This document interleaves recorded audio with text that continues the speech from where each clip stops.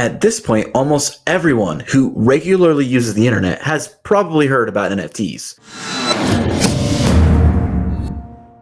NFTs all over social media, especially amongst certain friend groups, and have even kicked up attention on mainstream news, mostly in the outrageous scams, high prices, and all too common simple art designs that have caught the attention of the masses. The media coverage alone probably has most people, maybe even someone like yourself, blowing off NFTs as some form of crypto art bubble phase that is eventually doomed to collapse, leaving a bunch of people with overpriced Jpeg images that nobody will ever want to buy from them, even for a fraction of the price. However, I'm willing to bet that most people, and once again, maybe even you watching this video, don't actually understand what NFTs are on a fundamental level. Although it is totally true that many NFTs are just simple art JPEGs sold on a blockchain for outrageous prices, that is not actually all they are, or even what they will primarily be used for in the future. You see, NFT stands for non-fungible token, which is just a fancy way of saying a unique and verifiable item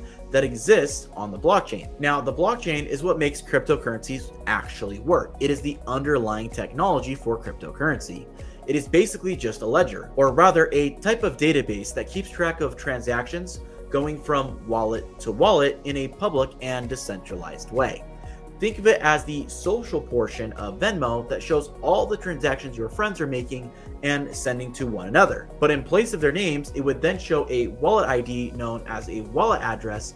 And instead of showing just choice transactions with the description, it instead shows every single transaction for everyone all at once, all in real time. Of course, this is a bit of an oversimplified explanation, but should kind of paint the picture of what exactly it is and how it's used. The reason this is such a major attraction for many people is due to its decentralized nature, meaning there isn't usually just one company or person running the blockchain. It is also immutable, meaning once something is on the blockchain, it cannot be altered or changed. It's there permanently. And another major reason blockchains are so attractive is that assets can only exist in one place at one time, unlike the fiat banking system. Of course, there are many other great advantages to blockchain technology, and of course, I could go into further detail about what makes them work and operate, but that is a video for another day. So how do NFTs fit into this blockchain picture?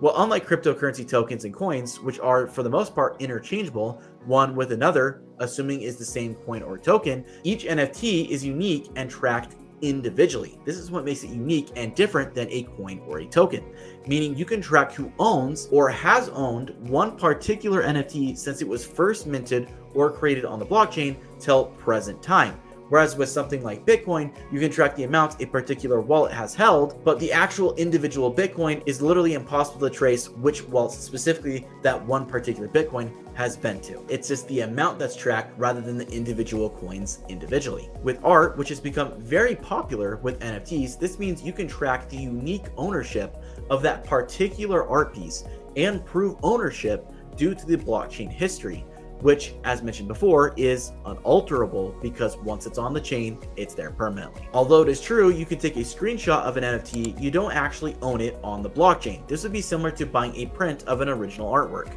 Although it is nearly indistinguishable from the original artwork, it is not the actual original artwork and therefore has less value. A major complaint by many is that NFTs cannot be seen or hung on a wall like normal artwork. However, this is slowly changing. With the introduction of VR and AR technologies, which is virtual and augmented reality, having NFTs appear in the real world and in virtual spaces is becoming more accessible and easier to do.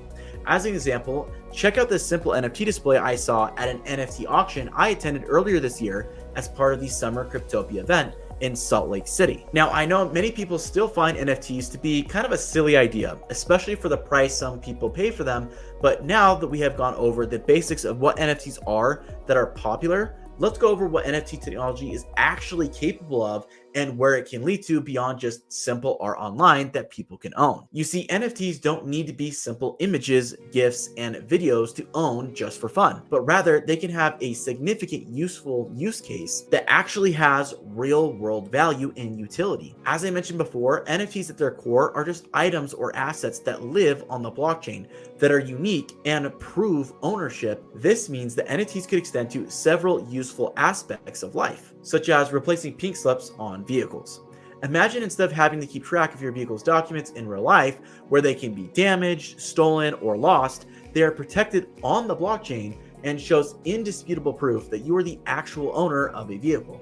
All of this displayed on an app on your phone or computer at home where it cannot be damaged or destroyed. But what NFTs offer extends beyond vehicles, but could also go towards several other types of documents, such as business agreements, mortgages, proof of ownership of property, driver's licenses, and so much more. Beyond business and legal documents, it could extend to other concepts such as the lottery tickets, event tickets, and casting votes in local elections. This could mean all lottery tickets can be verifiable and expedite the winnings process by verifying winners in a much more streamlined process, especially if those winning rewards were also on-chain, such as with cryptocurrency. That means not only could you verify a winner of a lottery significantly faster, but you on top of that would be able to send the funds on-chain significantly quicker, as well as everything on the blockchain happens significantly faster than in the fiat system within a matter of minutes, rather than in the fiat system sometimes taking days or even weeks to process financial payments of large magnitudes. When it comes to voting, imagine being able to trace every vote that was cast, who cast the vote, and who and what they voted for, without a way for those votes to be altered after the fact. Meaning you could trace your vote and make sure it was properly received and counted in the system through the use of voting with NFTs and blockchain technology. Of course, most of these concepts and many more are not currently in practice on a major scale yet, mostly due to the lack of regulation and adoption by governments and the public. However, that doesn't mean that tech isn't available and ready to use now. One type of use case for NFTs that is beginning to see use now, however, is in trading card games. So instead of keeping physical cards that need to be kept in mint condition, the cards are stored on the blockchain as an NFT. Then using a feature like a dApp, which is basically a decentralized app, card players can use these dApps to connect their wallets to their trading card games and use their NFT cards to play and trade with other players, just like people do with real life trading cards, except for it all being NFTs and on the blockchain rather than physical cards in the real world, without the need of worrying about the card getting damaged, and having an easy way to prove their authenticity without needing to pay a third-party card expert to do so for you and provide some form of certification of authenticity. Another real-world example that has been used in the past for NFTs is for tickets or events that later can be used for additional perks, such as getting discounts to future events or things such as free copies of physical items like an album release. The last example I will give you is in gaming. As the metaverse becomes more popular and as cross-platform play becomes more popular, not just from system to system, but also from game to game, NFTs can be used to represent game skins and other items that can have use on other platforms and become very easy to use for cross-platform play.